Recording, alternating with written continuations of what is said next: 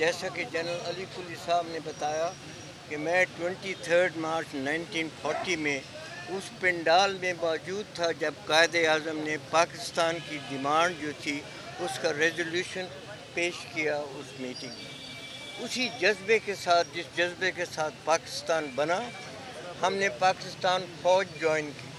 उसी जज्बे के साथ हमने 65 की लड़ाई लड़ी।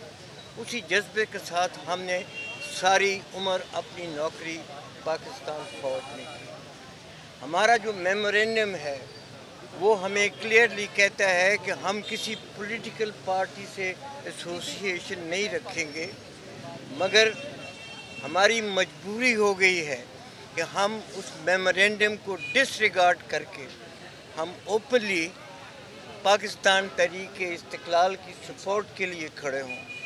वो मैं इस वजह से कह रहा हूँ कि हमने, बल्कि जनरल बाजवा के ज़माने में हमें GHQ बुलाया गया था और GHQ में हमारी बड़ी लंबी मीटिंग हुई।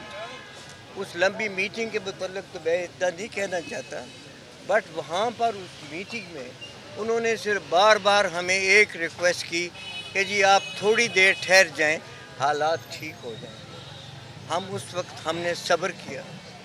उसके बाद जब बाजवा रिटायर हो गया और जनरल आसिम मुनीर ने नई कमांड संभाली तो हमारा ख्याल था कि इसको हमें मौका देना चाहिए ताकि जो पॉलिसी जनरल आसिम मुनीर बनाता है इस मुल्क के लिए, वो उस मुल्क के लिए अच्छी है या नहीं है। हमने इतने महीने इंतज़ार किया।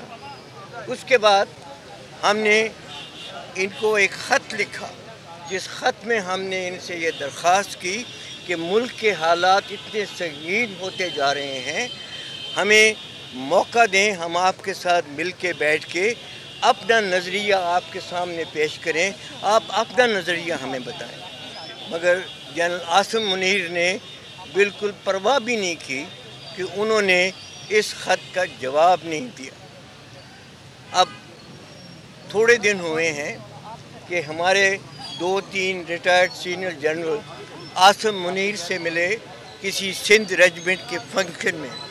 वहाँ पर जब उन्होंने मुल्क की हालात के मतलब उनसे बात की तो आसिम मुनीर का जवाब ये था कि आप इस फ़ौज को नहीं जानते, ये नई फ़ौज है। बिल्कुल दुरुस्त उन्होंने कहा।